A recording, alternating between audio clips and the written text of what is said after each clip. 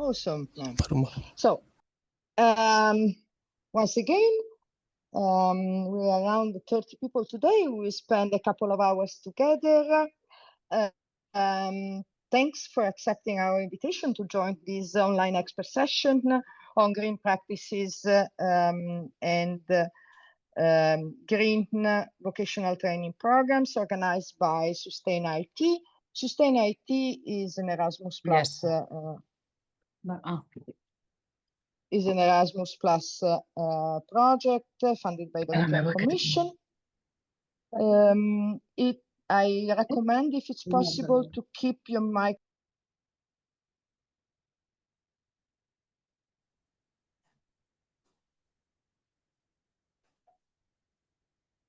I ask the courtesy if it's possible to keep yourself muted if you are not presenting or asking a question. This will help a lot.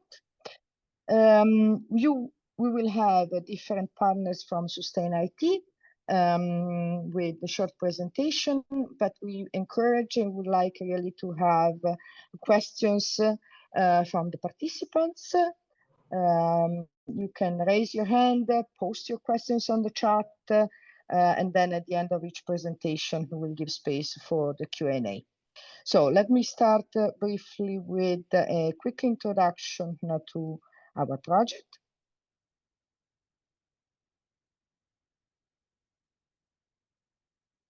Okay. As I was saying, Sustain IT is an Erasmus Plus capacity building for vocational training project co-funded by the European Commission. And our mission in 3 years, we are at the very beginning. We started in January 2025. We will work on developing skills for vocational training schools in 3 different sub-Saharan African countries, Rwanda, Namibia, and Zimbabwe, for climate change and supporting the next generation of innovators. We will combine green education with digital technologies like the IoT, using Arduino, which is providing manufacturer providing very simple and affordable IoT sensors, but also fostering in each school that is part of our team to identify local climate challenges and develop impactful solutions. We will work on 3 different use cases for green monitoring on solar energy, air quality, and water quality. As I was saying, we are operating with 3 different countries in sub-Saharan Africa. With Namibia, with Rwanda, with Zimbabwe. And from the European side, we have represented Italy and Spain, and they will shortly take the stage. Here is the consortium with the partners from Spain, where we have our coordinator, Politecnica Sorgherie, which is a vocational training school based in the Basque countries, and Association Mundus with a lot of experience on vocational training and students exchange, youth exchange across Africa. From Italy, we have Apro Formazione, a vocational training school.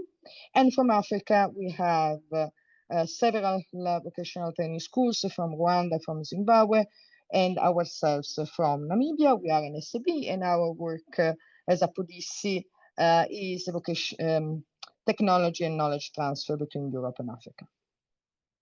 What we will do, we will work on 3 pillars for mental monitoring analysis: the green digital education, entrepreneurship, and inclusion.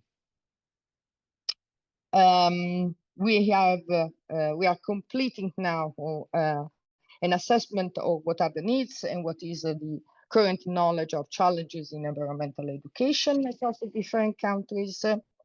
We will develop the vocational training materials for the trainers based on the needs that we have assessed, and we will develop 3 use cases for experiential learning.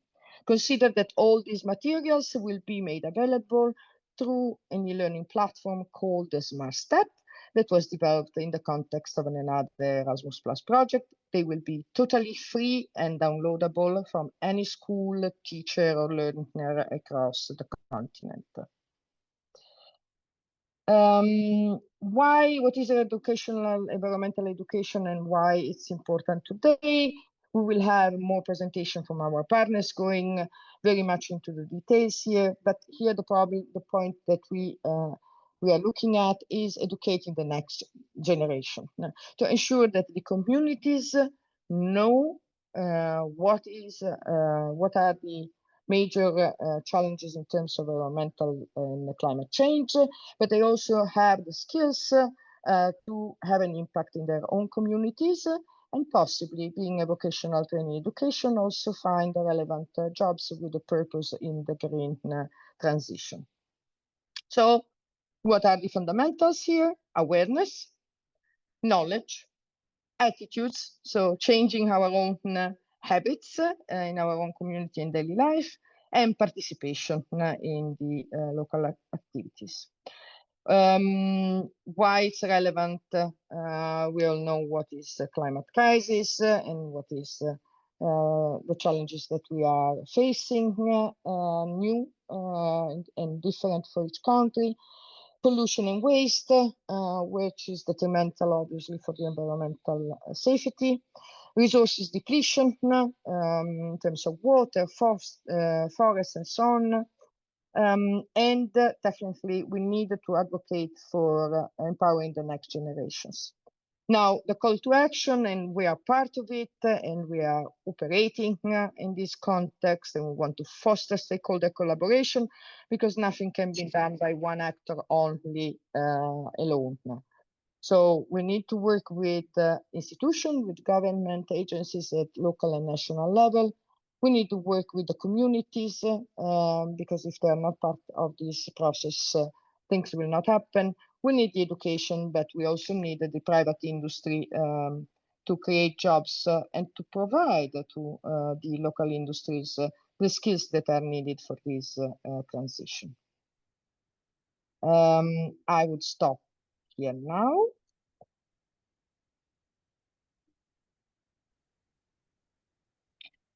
And I would leave the floor to our next presenter. Hello, everybody. I'm William. Can you hear me? Yes, okay. We can hear you very well. Thank you so much. Maybe you want to screen share your presentation? Yes, I can share my presentation with all.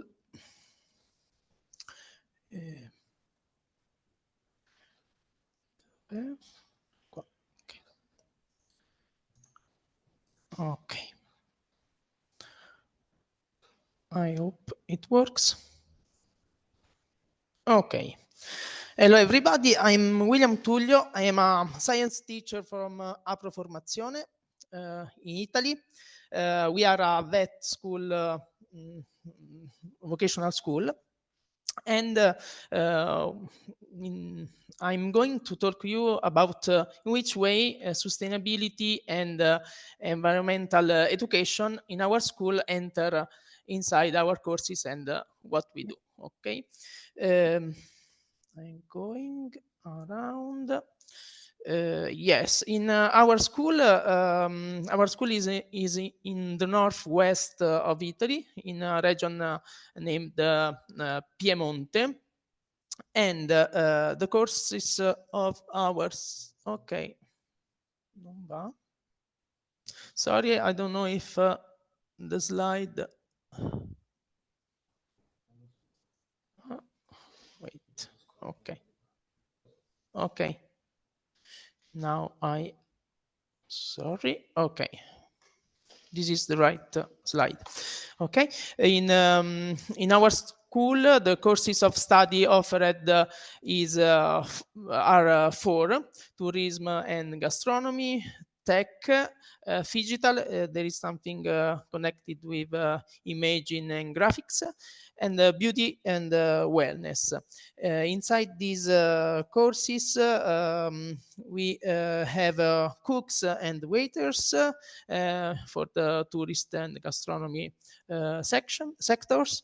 For in the tech, we have courses for mechanics, industrial, and electricians. And in beauty, students working to become hairdresser and beauty therapist. Um, okay, we have four main sector in which sustainability and education in environmental stuff enter inside our courses. In our bed courses, inside our facilities, in some project inside our school, and in some action that we do with our students in our city and in the territory all around.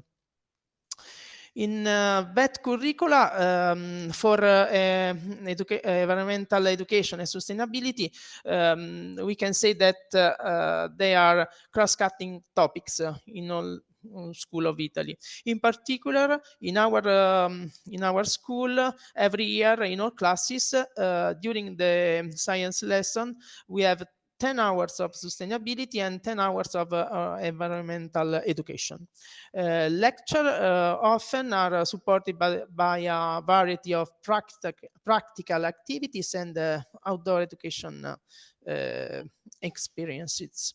In Italy, the way that we used to make lesson and lecture are based on three main concepts: knowledge, abilities, and competencies. Knowledge is everything that you can learn through teachers, book, and at school in a typical way in frontal lesson. Abilities is are all the practical things that you can learn to do, and competencies is that it's the most important thing that we want to learn to our students. It is the ability to apply all the knowledge and abilities in everyday life.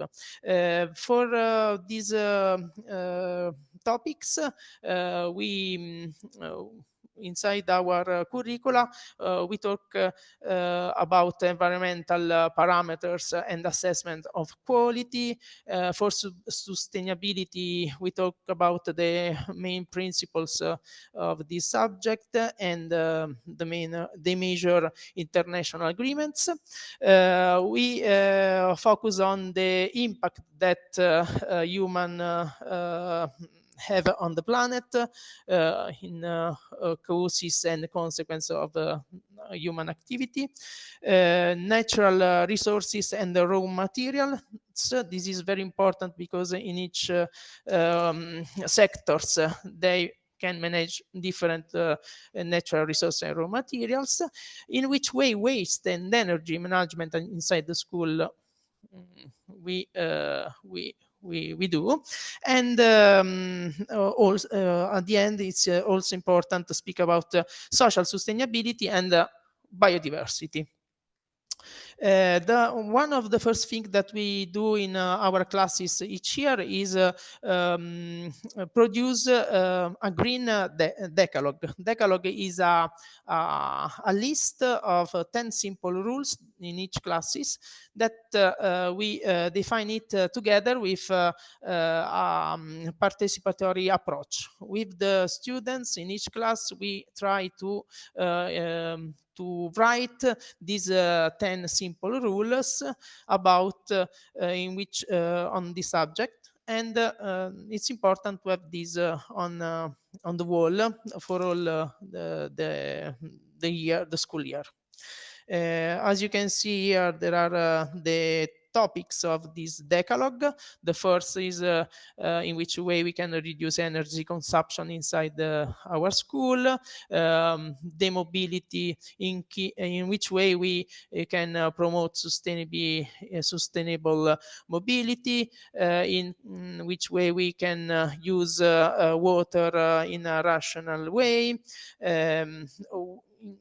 food, reduce waste, and this is on the side of the slide. You can see one of the decalogue that we made in previous year, the last year.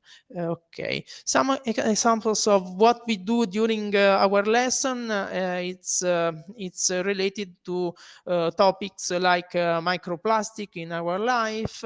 This is a very important topic because in beauty sectors they use very much many stuff for their work, and it's important transmit what is microplastic, why are they dangerous for our health, and how we can prevent pollution of these. Other thing that we can do in our classes is calculate the ecological footprint of the students. It's important because in with this site there are many sites that can permit to do this, and we can reflect with the students which action have a higher impact on the planet, and we are able to discuss about what we can change to reduce our impact on the planet. Okay, inside our building in the school, we promote the rule of 4 Rs: reduce, reuse, repair, and recycle. In particular, we have a system of a system to sort waste according to the materials. We have waste collection of paper, metals, plastic, organic waste, glass, and unsorted waste. It's important to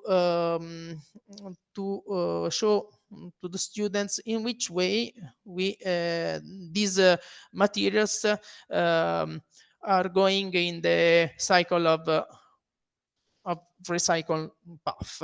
We will see some examples of what we do in our school. In electrician classes, we recovering copper from the used powered cables, or many times we have this lab of recyclable production.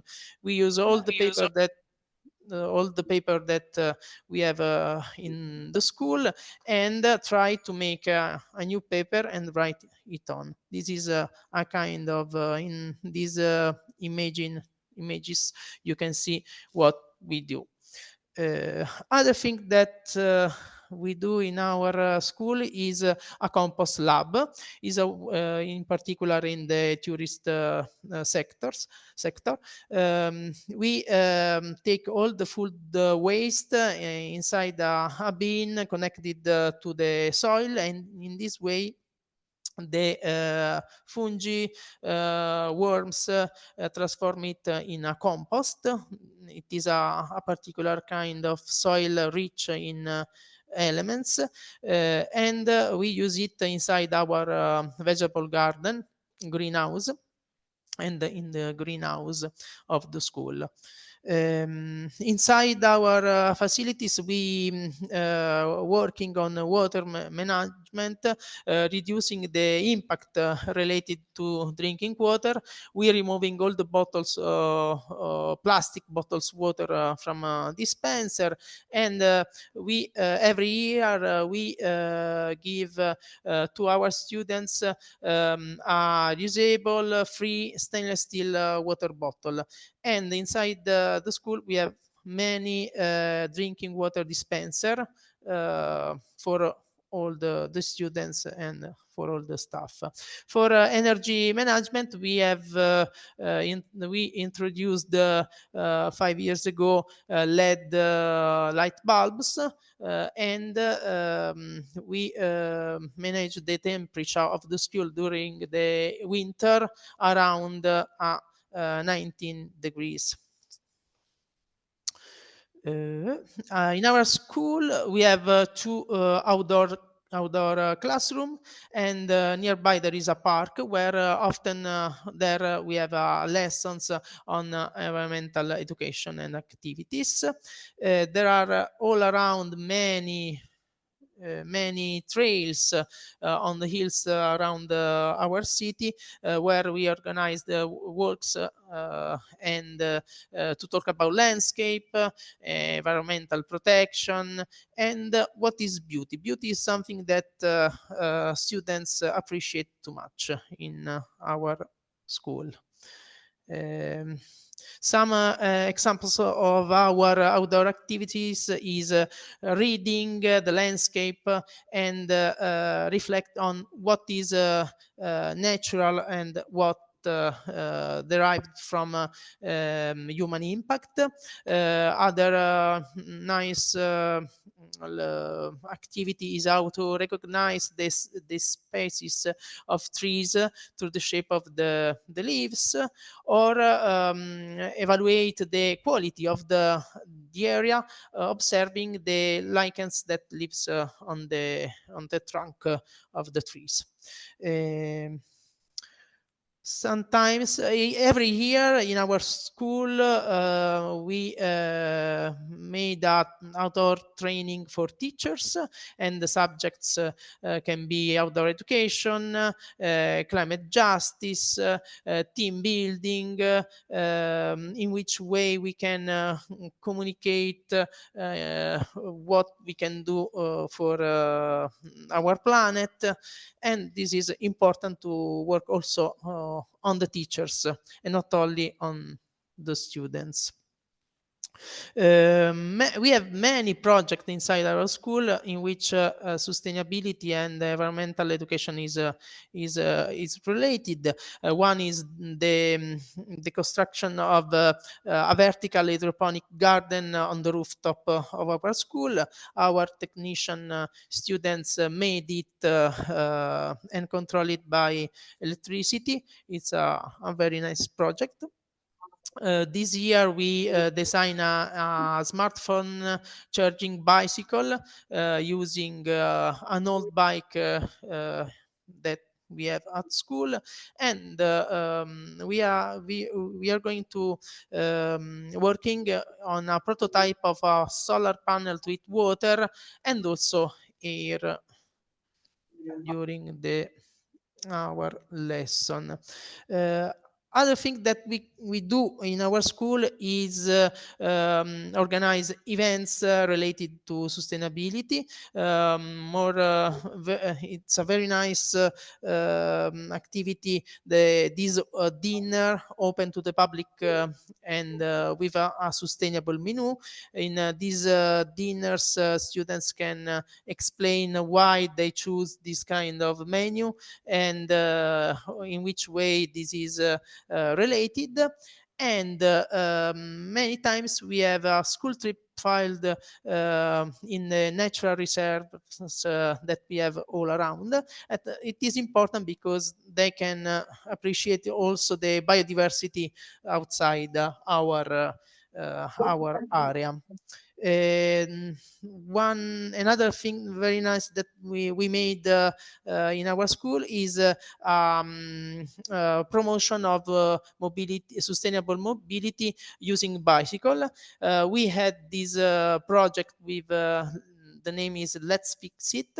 It's 10-hour bike 10-hour bike repair course, and after this course the students open a repairing bike workshop, and everyone can bring their bicycle, and we work on it. There are many actions that we do also inside our city, action of volunteering, planting trees, waste collection in public place, and many times we organize meeting with authors, and our school is always involved in Alba Sustainability Expo. It's because inside this event there is a big challenge for the school about sustainability. That's all. Thank you very much, William. Before moving to the next presentation, I would ask if there is any question. Please raise your hand and we'll give you the floor.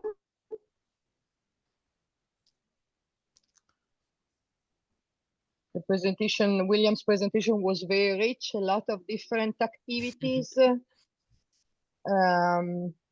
for sustainability of the school itself, to training programs, to participation in the local communities, with the local communities. Is there any question for William, or would you like to bring some example from your own school?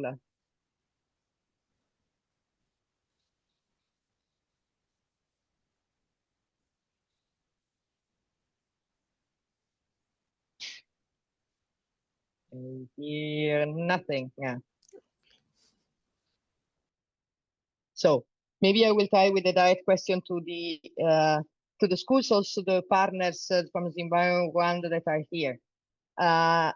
Can you tell us if you are running any similar activity in your school for sustainability, participation in the community, and so on? Zimbabwe, Rwanda, Simukai, anything? Thank you, Margarita. Hello, can you hear me? Sounding clear.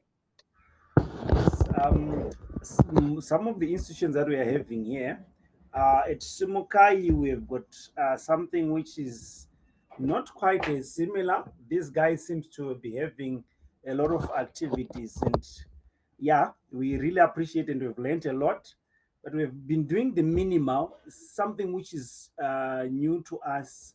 The attention that we've been giving to these activities are not at the same wavelength. We've been trying, maybe in participating in cleanup campaigns to clean our environment and the immediate surroundings from our facilities, but we haven't really incorporated some of the stuff that we have seen here from William. But we do hope with this kind of learning, we are going to adopt some of these things. It's quite interesting. Thank you. Thank you so much. We heard at the very beginning that we have participants from Sierra Leone, from Kenya, from South Africa. Anything, any experience from your side that you would like to share?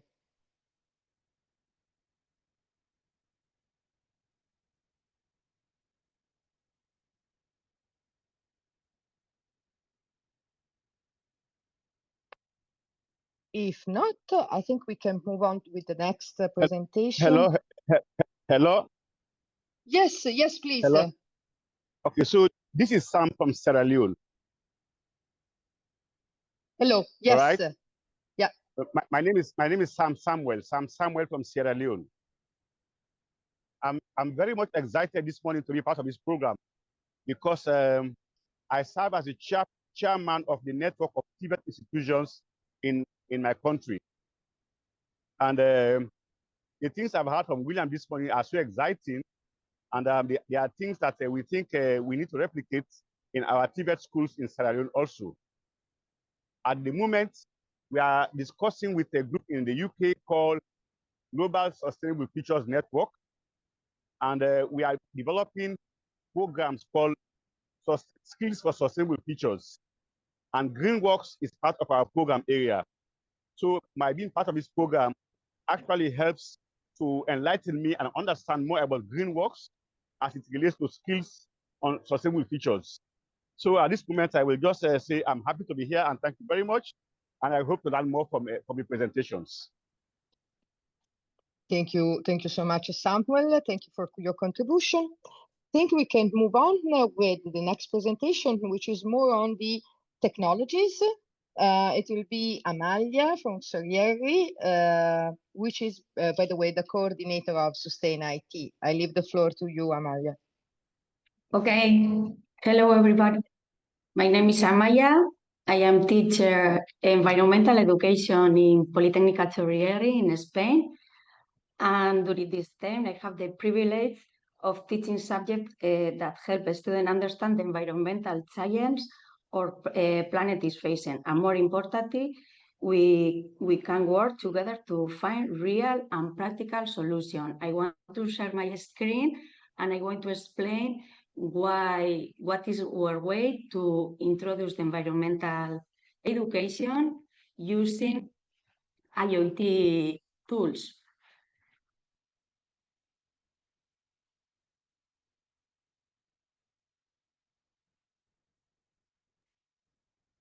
Yes, that Margarita said before, the environmental education is very relevant today and is very relevant as well in VET, in vocational training centers, because we are preparing professionals and they are to be able to encourage sustainable practical and daily operation and decision making.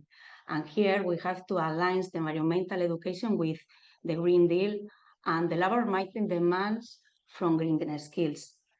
We need a student that promotes responsibility, citizen and environment awareness. And we need empowered learners to become agents of change in their workplace and in their community. And now we want to start with how IoT can help us to raise environmental awareness. Here we have many examples, and the Internet of Things, the IoT, give us powerful tools to monitor, analyze, and act on environmental data in real time. For example, we have different sensors like DHT11. It measures air quality, humidity, and temperature, and can measure different values of the environment. And we have to recollect their data, and then we are think to resolve the problems. We have also, with the IoT, recollect data-driven education. The students and citizens can interact with live environmental data through dashboard and app. And some of those app are free, and we can use the telephones and the PCs in our classrooms. Another object that IoT are very useful for us is because we need community engagement and inaction. The IoT can alert communities to issues like poor air quality, droughts, or deforestation. It encourages people to take action from reducing pollution to advocating for change. And we have transparent and reporting. The governments and NGOs can use the IoT data to report progress on sustainability goals, increasing public trust and keep citizens informed. And we need to promote responsive behavior for students are very important. And now here I want to explain some of digital technologies that we are using in our school in Politecnica Sorieri. First of all, I want to show that our school, we have different modules or courses, very different, and it's not connected apparently with environmental education. For example, administration and network computer system, sales management and commercial spaces, telecommunication and IoT system, production programming in mechanical manufacturing, mechanical design, and industrial automation and robotics. But in the third place, in this slide, we have environmental education and control.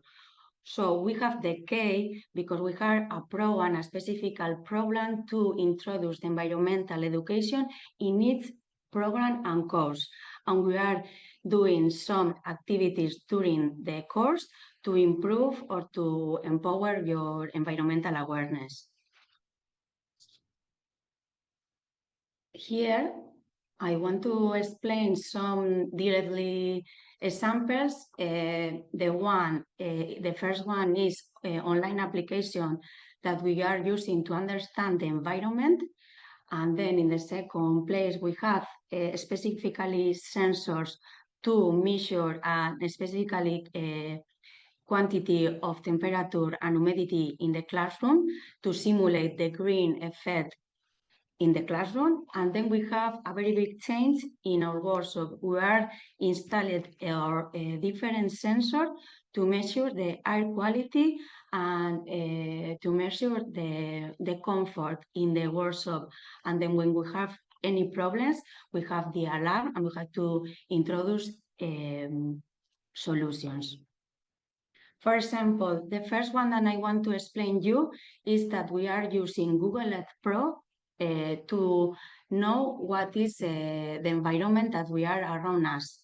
So what is the application with this app?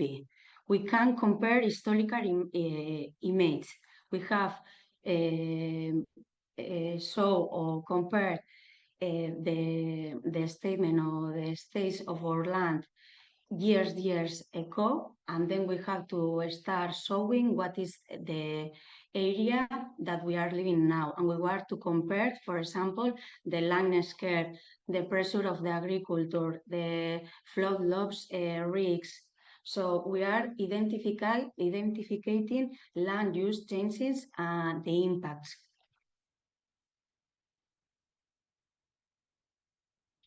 What do you need, for example, to use Google Earth Pro? It's a free application and only we need one PC or mobile phones. And the results, what they can to do with Google Earth Pro, they have many tools that is very easy to know in a classroom. When I finish the presentation, you have the many resources and guidelines in English to do many activities in our own and in your classroom. For example, we can do the measure of distance. We can measure the one area. We can do paths, tool, and roads. We can do layer visualization. And very important thing for us is the historical imagery. Because with these tools, we can compare different moments in the same area. Then we are introducing another tool with using Google Earth, and is to do a video and recording video and aiding photographies that the students making. And then with this result, we do exposition at classroom. For example, here we have a real example that I did this year with my students. For example, this town is very touristic town in our area, but many people doesn't know what is the impact of the tourism when people is every time coming for us and they are maybe doing some risk, for example, in the ocean area.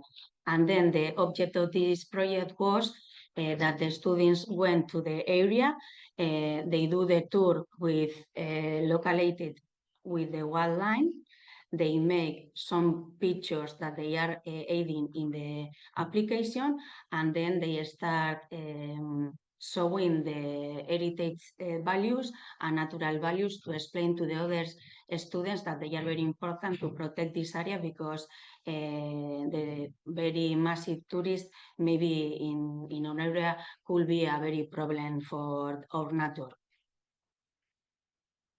And here we have the comparison of photographs that they did with another application. Here in the Basque Country, we have a geographic information system that is free. It's called Euskadi, and there is many information and data about area photography made 50 years ago.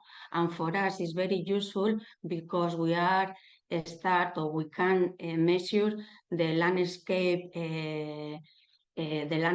area and what is the changes of our agricultural culture. because years ago our area was very agriculture, and now we are changing our productive life. And here, for example, using geography informatic systems, we can, for example, compare how the Bilbao port or airport was increasing, and here in the right photograph we have what is the situation of the port nowadays, and in the left photo we have the 30 years ago that the port was only natural area. And with these tools that we want to explain to our students that what is important is true, that the industry is very important in our area, but we have to do also environmental study to do this very big project near to our area. And this is only for Sau. Where is it, our school? Here. Our school is this square, and it's very close to a river.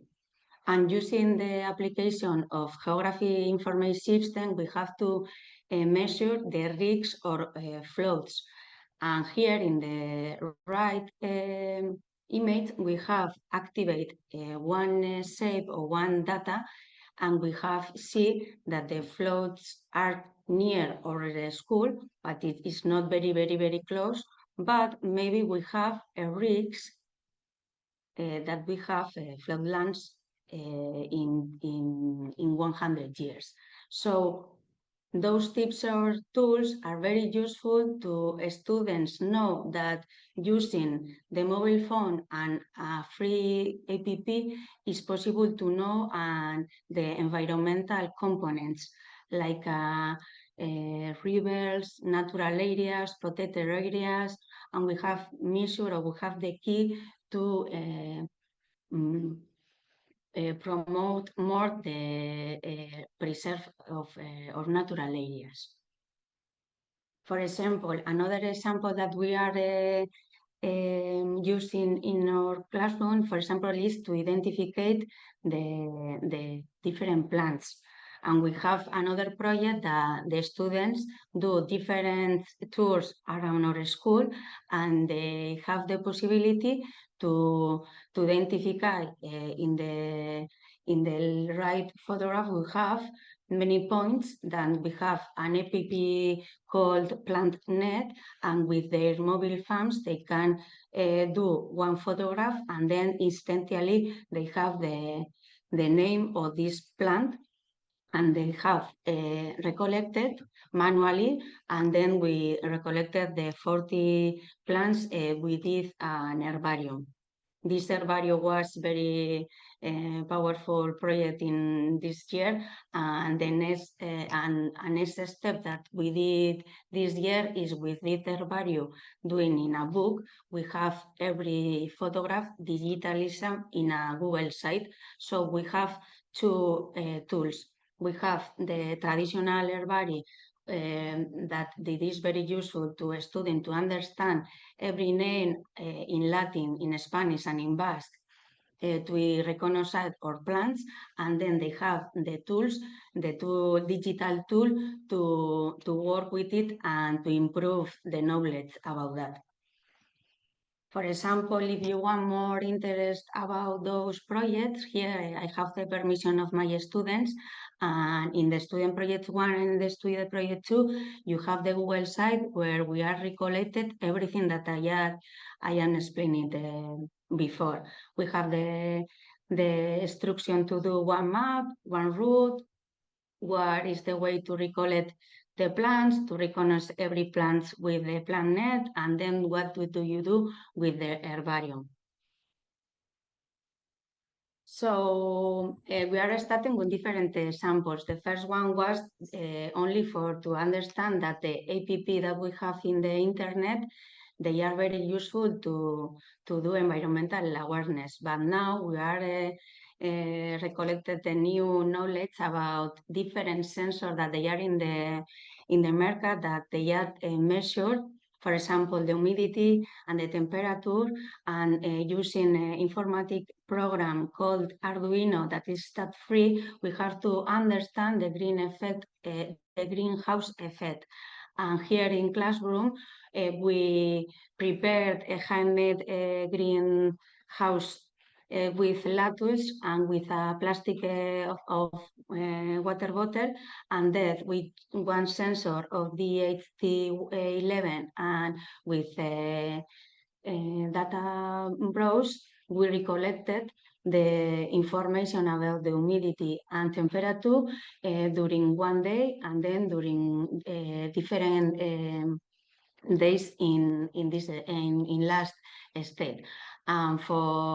For the student was very important because they are understanding the greenhouse effect directly in their computer near the desk. So they are recollecting the information, and then they can to visualize directly when we are introducing one cover behind the plant can't to do the respiration, and they can do the photosynthesis, and then start to improve increasing the temperature.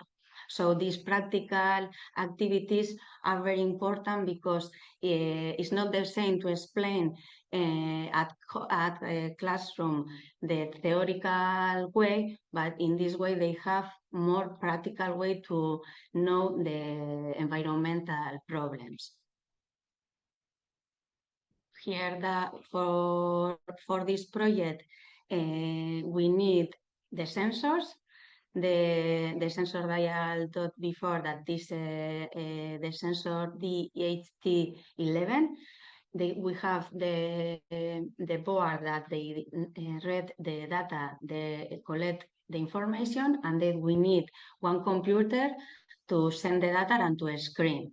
Sometimes there is another step that we have to put one alarm. So when imagine when the temperature is increasingly very high, we have the possibility to put one alarm, and this alarm is in our computer or near to computer, and maybe we have to do some change in this case.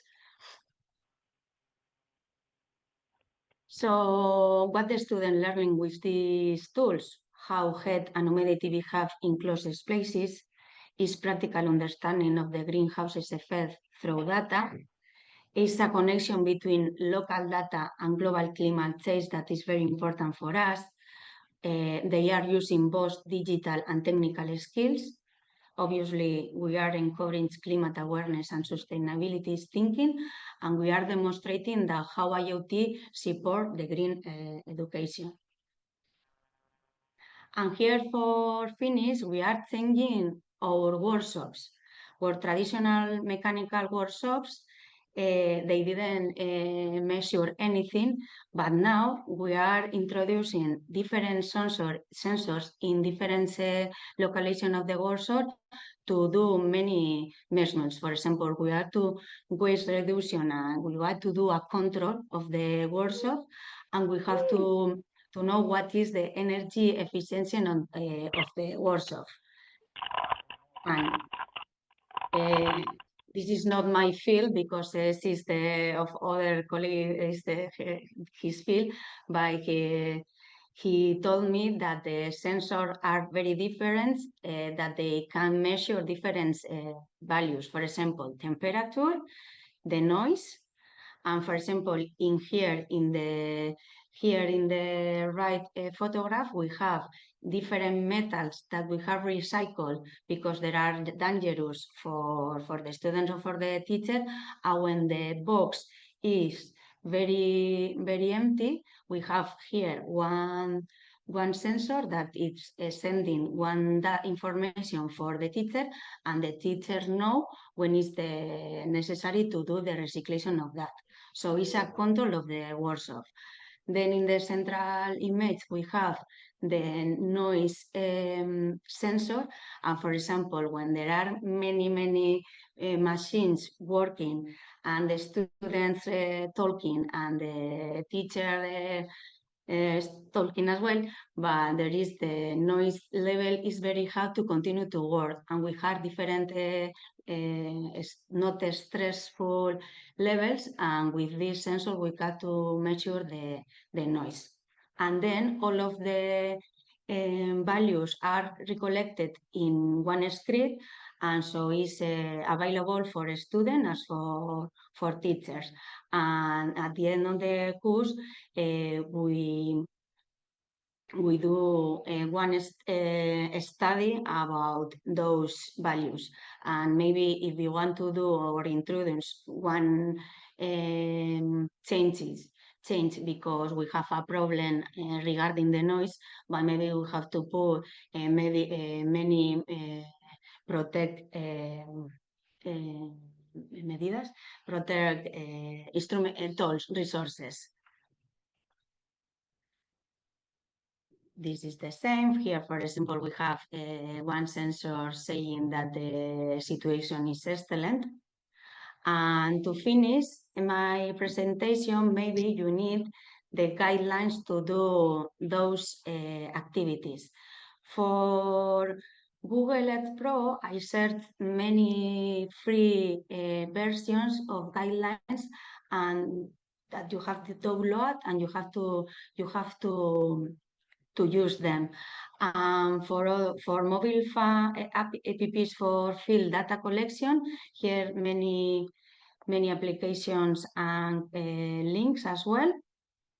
And I researched about his platform for Africa, because I use usually the GIS only for Spain and for the Basque Country area, but there are as well platform for Africa. So if you want to start with the geography information system, I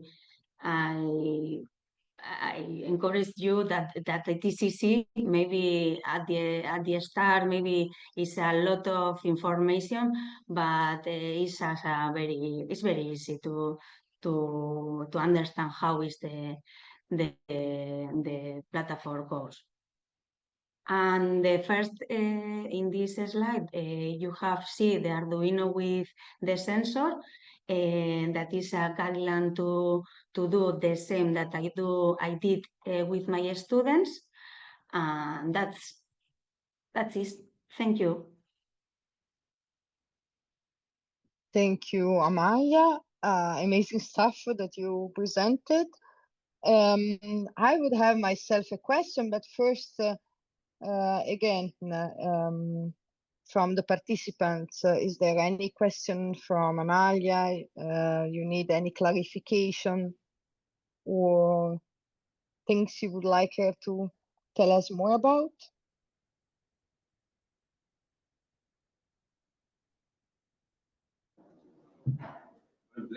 Blair Twilly. I know my friends.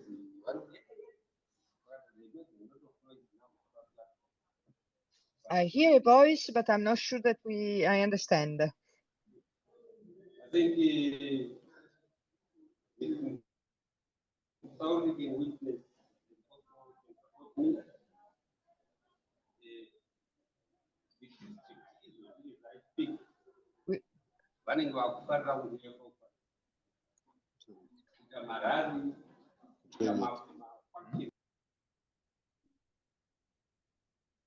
We cannot hear you very well. Do you want to type the question in the chat? May I please share the presentation document? Yes, I can share the presentation document. I think, Margarita, the presentation, they could be in the website when we finish the exposition, okay? And maybe that if you want some resources, you can show in the presentation, okay?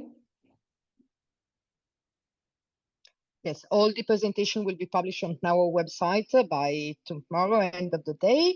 And all the participants will receive the link to the page where the presentation will be made available. For the website, yes, sure, Benny, we will share it. Please, Zainab, can you put in the chat the website of the project? And Amaya, I have a question myself because we're not teachers. So how do students engage with when you launch such projects, when you propose in the class such projects? What is their level of engagement, reaction, or what you learned from students? This is somehow my question. Thank you. Yes, sometimes to do very interesting or more interesting those projects, we start with a real problem. We start with a problem that they have to find the solution. And for example, when they are doing the knowledge about the area, maybe they understand more the natural problem or the climate change or everything. We start every time with a local problem. Local problem as school, our town or their town, and then we are start with a real problematic, and then they are start sorting their solutions. Sometimes it's not very easy to encourage people, but it's very important the planification of the colleagues in this in the school. I want to see that in Politecnica Torriere the environmental is a key point. So the teachers are very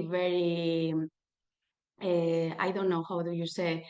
They are really concerned about climate change. It's very important, and the environmental awareness is important not only because they need the knowledge, because they are the future professional in the industrial area in agriculture. So they don't know about the environment. We need to do the next step that the key point is environmental in the vet. So it's my experience. So Thank you, Amaya. Thank you.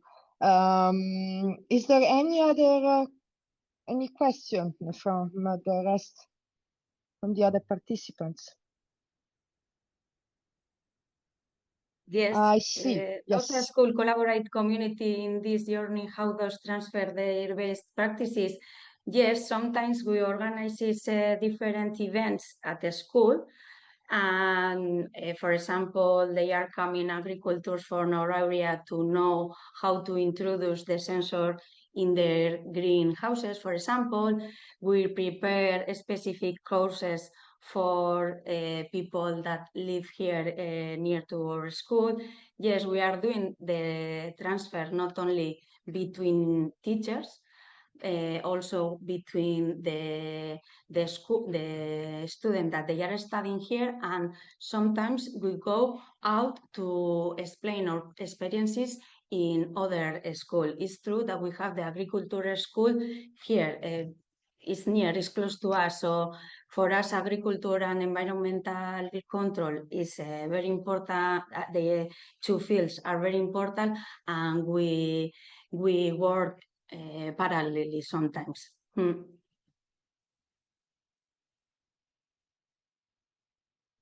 Okay. Thank you. If you have any further question, you can still post it in the chat. Maybe now we move on to the next presentation on ongoing or recently completed projects in the Erasmus Plus program that actually can be very interesting for all of us as a source of training materials that we can reuse. The Erasmus Plus capacity building vocational training projects between Europe and Africa started a few years ago, 3-4 years ago, and several, it's part of the requirement of this project to embed skills for what the European Commission calls the twin transition, so green and digital transition. That's the reason why several of these projects have actually focused on programs and training programs focused on from different perspectives and on different vertical segments and different sectors on green skills. And you will see some examples in these slides to come, but you will see that they are customized and focusing on Sub-Sahara, so trying to tackle specific issues from the African continent. And they are developed by European and African partners together based on the local context and local needs. Some of these projects see the partners of Sustain involved, most of the examples that we are bringing forward. Therefore, you can also reach out if you would like to know more about them. Some others instead have been developed by other institutions, but we thought that they were very relevant. So here, for example, you see Cameroon Renewed, where is APRO, our vocational training school from Italy, from Turin involved, is actually ongoing. And this is a collaboration between the Netherlands, Italy, and Cameroon. And this is about innovation and economic development through renewable solar energy. Here, the project is developing specific train-the-trainers courses for supporting solar energy developments. Again, another project from our partner from Italy. It's called Food Roots. Here it's working with Northern Africa, so we have Tunisia and Morocco, and it works in the gastronomy, so in the hospitality sector. So green transition into tourism sector, so whatever is related to sustainable approach to hospitality and gastronomy. Sorry, I apologize, but I need to mute.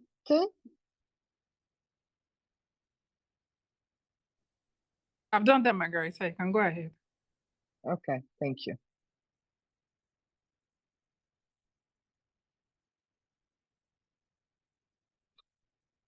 So here we have a project related to green and sustainable tourism, focusing on Tunisia and Morocco.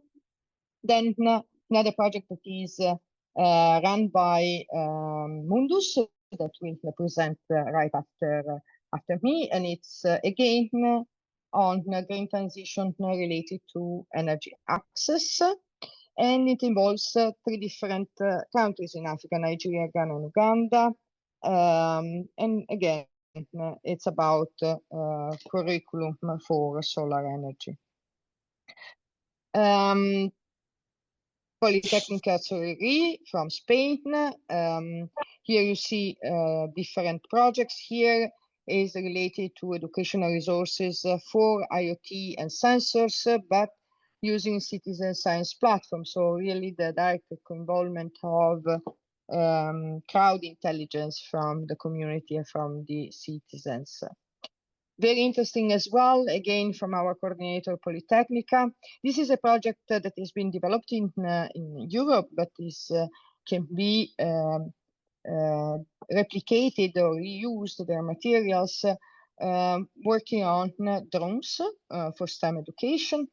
So we know that the African Union in its strategy development has identified drones as the key, among the key top technologies needed in the continent for different sectors, and among them, of course, agriculture and food safety.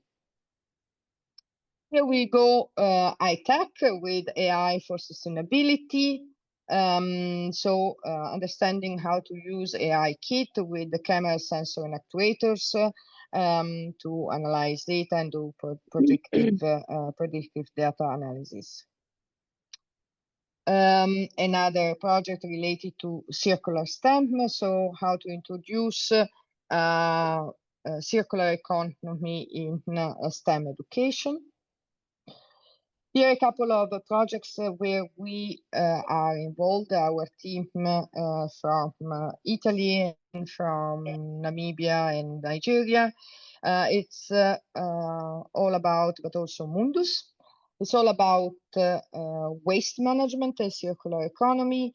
Currently, we're working in Ghana, Angola, Namibia, and Sao Tome.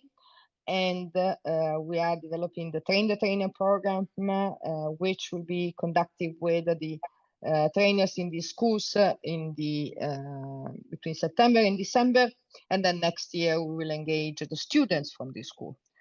Another project, again, very similar in the topic. It was a previous one, focusing on waste management skills, which was focusing on 2 countries, Ghana and Nigeria. Here, all the training materials are already available and completed, multimedia contents, so you have video, slides, assessments, and so on.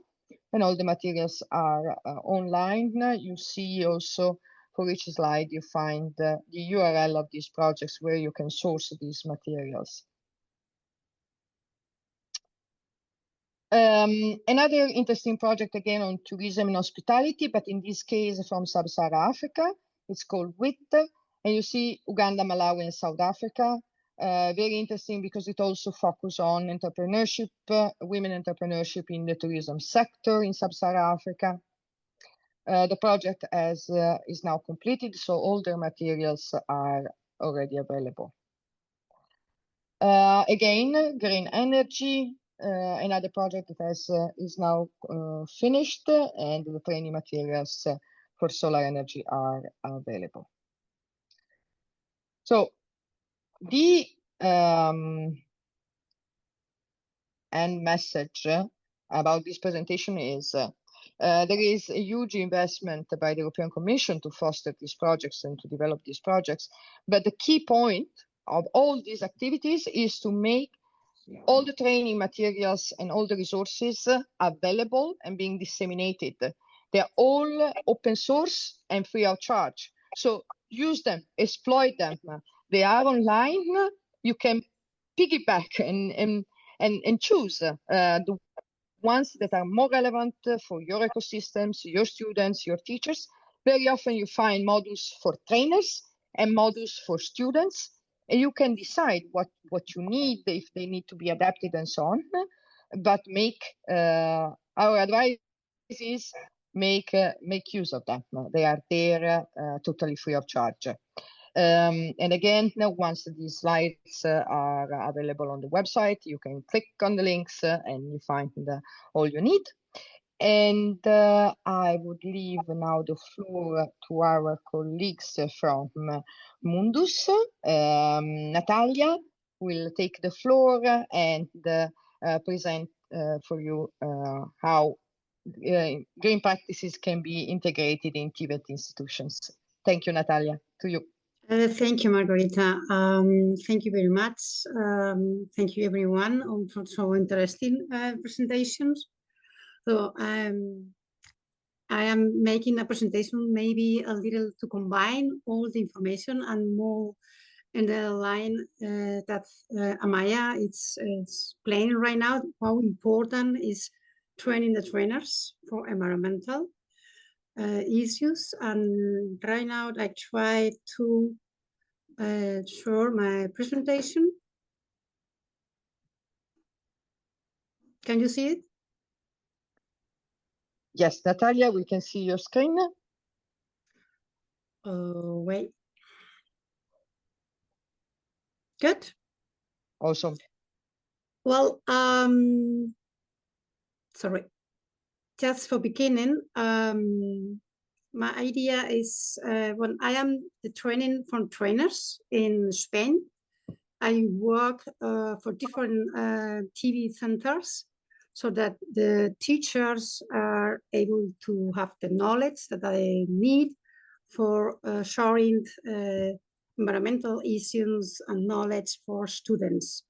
Because it's true that we are in an important change in our world towards sustainability and to change the traditional economy to a new economy that will be sustainable, but also regenerate our world today.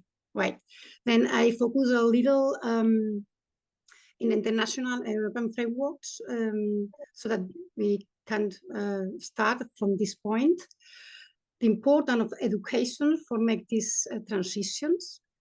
And later I'm going to take some topics that I am trying to to give in a different TV centers, so the students and the trainers are able to teach the different families for the market, so I mean different professionals in a sustainability way. As you know already, we have two important topics, the Agenda 2030 and climate change. And Europe have already a goal, really hard, because we have just 25 years for changing to be carbon neutral and also to move to a circular economy. So in this context, TV is the key element for transitions. And then we have to take into account that change should take in place in a short time.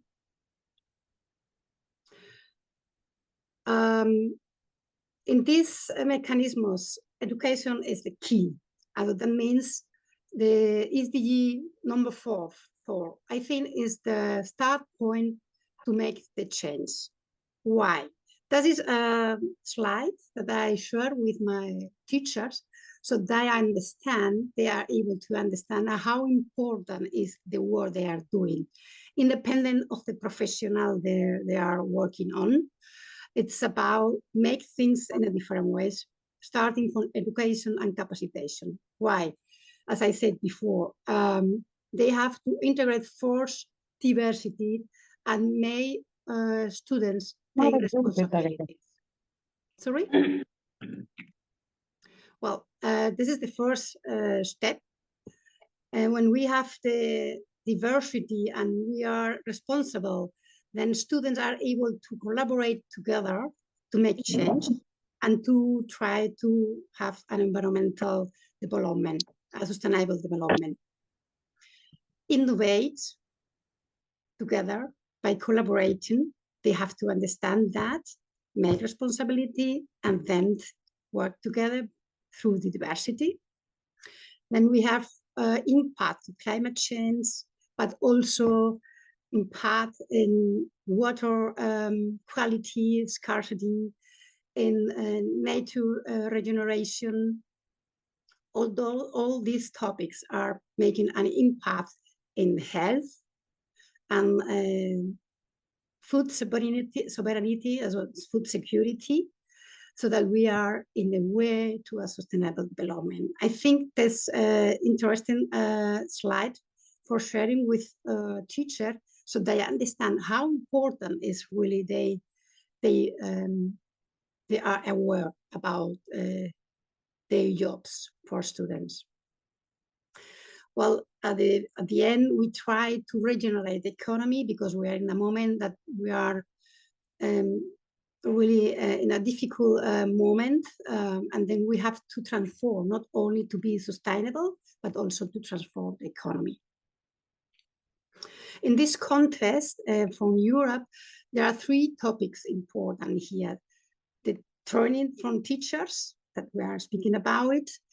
They implement two modules, digitalization and sustainable model, so that each TVET center, each vocational center have to have this model to apply in the family, in the vocational family. It's not important, it is agriculture, it's not important that we are speaking about industry, textile industry. We need to make things different, right? Then we have also the Center of Excellence. I think it's interesting because sharing information, sharing knowledge, probably you already know these kinds of network. How the teacher have to integrate into education? What are I doing with teachers to understand these things? Critical thinking. So it's not about a single solution. We have to see in a systemic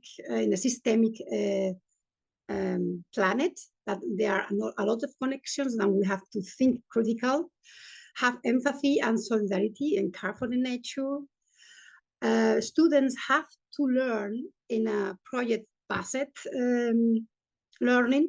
That means it's not about just sharing information, but take practice as the college shared today. And cooperation. Cooperation is, for me, also the key for Gay Forwards. An example of the things that we are working in different centers in Spain, all over Spain. First is sustainable module have to be with project-based. How the students are able to work with companies, so that companies work with the students by changing the methods they are using today to a more circular economy, to a more sustainable economy, to a more regenerative economy. And students, with the knowledge they get in the class, they can work with companies, little companies. Normally in Spain, there are a lot of little companies, so they work together in this transition. Also project from cooperation like this, this is Erasmus Cado in Tibet. It was a project where students work together from different centers and they calculate the carbon footprint. They work together to find solutions for each building, for each school, and they propose actions. Something important, we try that the students take easy solutions. And I think in Africa and everywhere it's important to think about it. Sometimes we don't realize that we can take easy solutions. That means first reduce consume, first improve efficiency, and then we can thinking about use renewable energy. But first is making things that have to do with our habits and everyday doing. The topics that I think are important in general for all, independent of the vocational center education, is managed waste and move to the circular economy, food sovereignty, because it's important, taking into account that we have a problem with water, we have a problem with the soil, with erosion. We are going to see that later. And I'm gonna go to share with you how I am sharing these kinds of concepts to the teachers that are not familiar at all with these concepts. And also energy sovereignty. I think we have a lot of projects already about that. Well, the concept for all is change from the linear economy to another kind of economy. Just it's not only recycling, but it's also changing how we are starting doing things. That means design in a right way so that we can repair, we can maintain for long the thing independent of the product, and we can just close the law so that we can avoid waste. And we can change our mind also. Also, students have to change the way we are doing business. That is the things we want to transmit. It's not only habits, but of course it's important, but they are the future. As I said, Amaya, also we are trying that students, when they work in the future, thinking in another way, so that they are able to make the change that we need in few years. Just an example for the technical industry or for the technical vocation, like a car, we can start thinking change, buy a car from giving a service. But for the beginning design, we transmit the trainings that when students are looking for a job, then we propose to design things in another way, and then we have here a list of aspects we have to take into account before we started to design. The materials, the functionality, the resource, how we are using the resource, the product, they are recycled, they are reused, are possible to separate later so that I can recycle. Then it's the functional use, how I doing that I can maintain the efficiency for the product. Restore, reimbursement, maintain, it's important. Also design for the functional use to be the product, to have the product a long time life. But when we are in the end of the life, recycle so that we can disassemble the parts. That's the reasons, because independent of the professional you are right now starting, the students or the training, it's important to understand that designing it's important so that we can go to the circular economy. And when we design in the right way, we can remanufacture and we can, one more time again, put the product in the market, in the economy. That's the important thing. In this context, I'm looking for information on how circular economy in Africa is going on, because each context for each country is different. And in Africa, the focus is in used vehicles. Also, and that's as a new economy that is really rising a lot, because we are making reimbursement, we are remanufacturing, we are reusing a lot of materials and going in the right directions that in the old world is demanding for the new economy.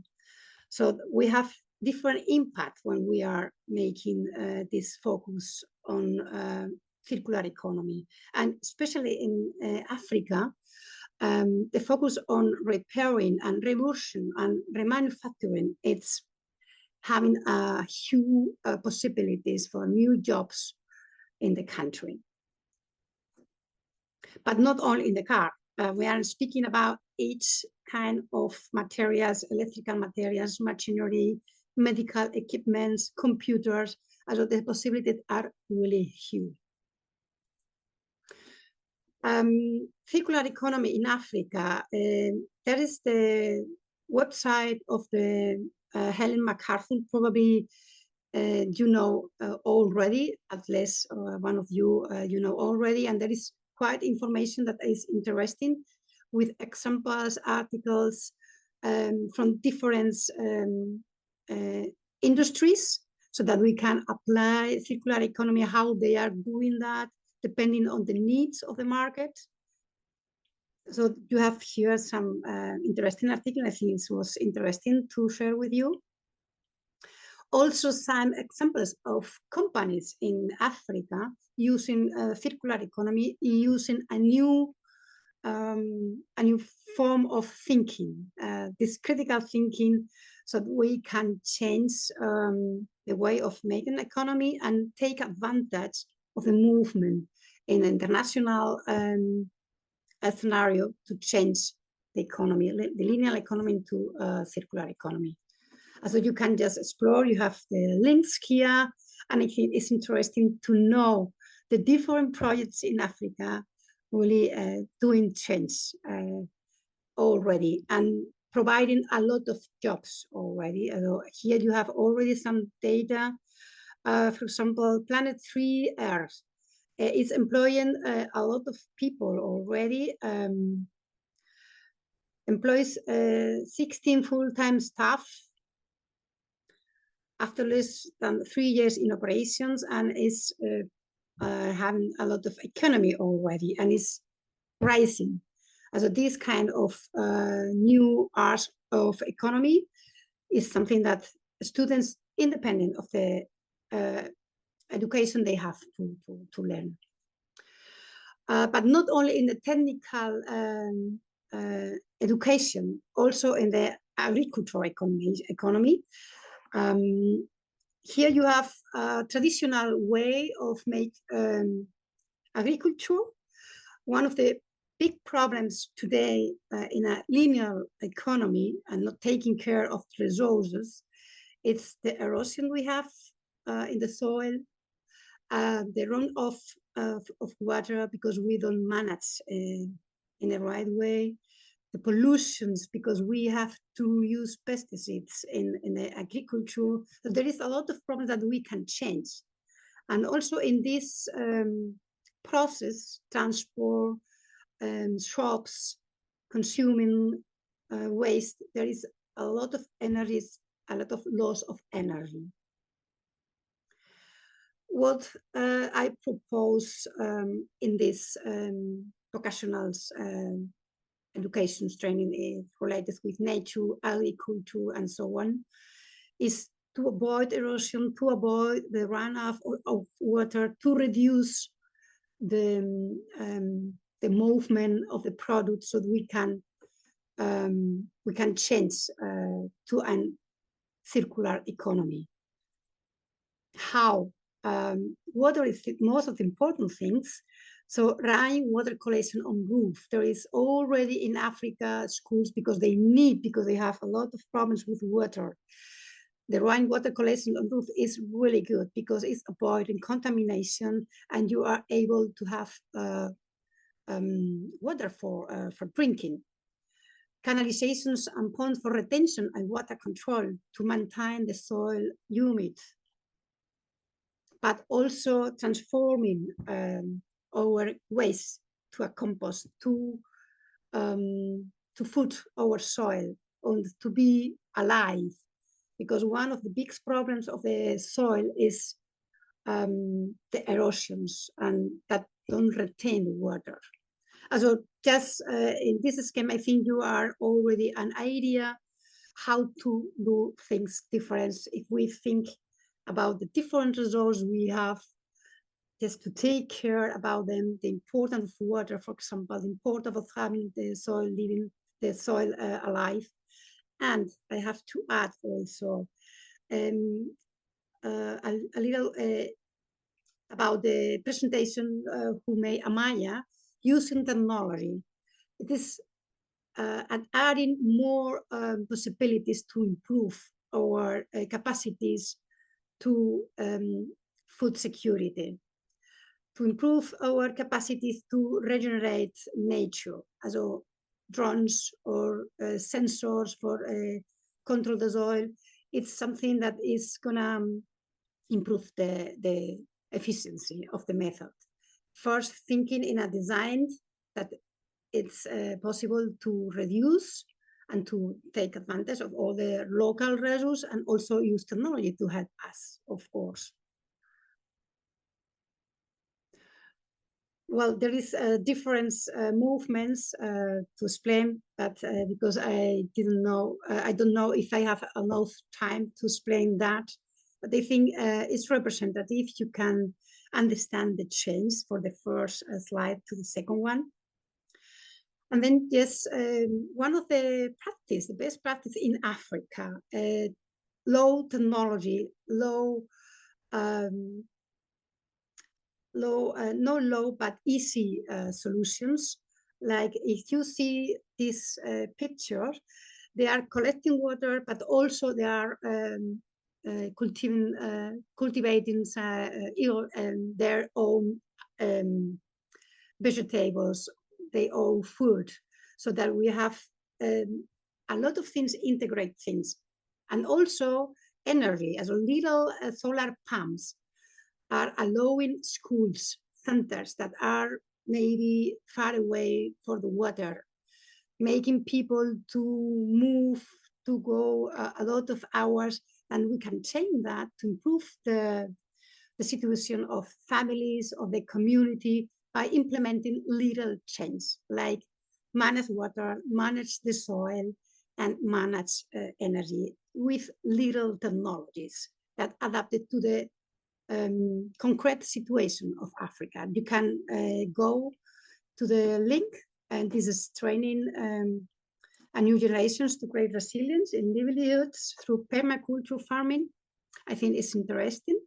And also Drop Access is a foundation in Africa. There's a woman, an African woman, making really changes related with energy, water, and so on.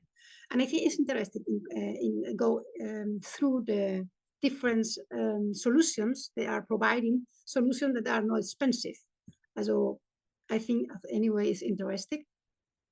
And the last pictures is something that I think in Africa had a lot of things, because there are communities that are far away, there are not energy possibilities to have in life. And these micro energy grids, you have the links, it's changing lives. It's changing life, is making things easy to have food, to have energy, to have water, to improve a lot of daily situations in life. There is a technology also that connects different houses so that they are changing the energy, so that they are always having energy, that create community, create energy, and create food. So I think it's perfect. So that is in the case of Africa, but is also to translating that in Spain, because as I said before, my work is making a trainer aware, so that they are combining students to make things different.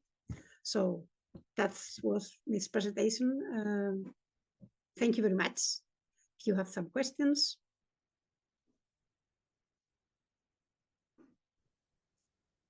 Thank you, Natalia. Is there any question?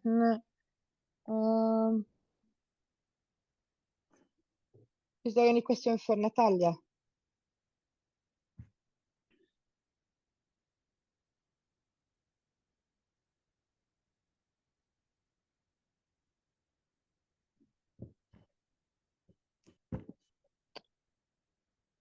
If not, this was our last presentation for this online session. We would like to thank you again. See, I see the question, Annie. When is the next training? Okay, this is a good sign. We take it as a good sign that it was interesting and we should do more. We are now starting preparing the train the trainers model. And once they are available, thank you for this is for all the presenters today, very interesting, thank you. The the trainers model will be made available to the online learning platform. Of course, we'll keep you posted, and we don't have yet scheduled another session like this. But we were, I think, even surprised by the participation and the interaction today. So we'll keep you posted in case we will have another event. We suggest that you subscribe to our newsletter or you follow us on the social media, because that's where we will post any update and upcoming activities.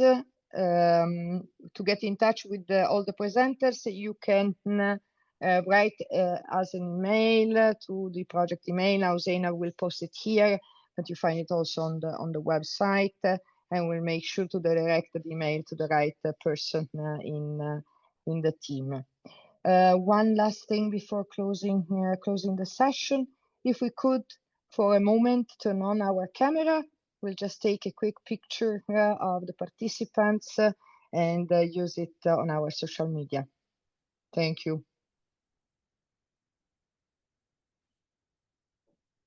Okay. Can we turn on the cameras? See a lot of people, not many cameras on. Yes. I invite a few more people to turn on the camera. Very good. Very good. Thank you. Thanks. Margarita, there's one question from Mia, sorry. Yeah. Yes, the recorded video of this presentation, this session has been recorded, and we will publish it on the YouTube channel of the project. And of course, you will receive an email with the links to the YouTube and to the presentation themselves.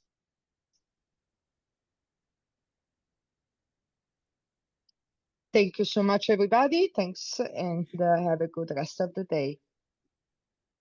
Thank you. Thank you all. Thank you. Thank you very much. Thank you, everyone.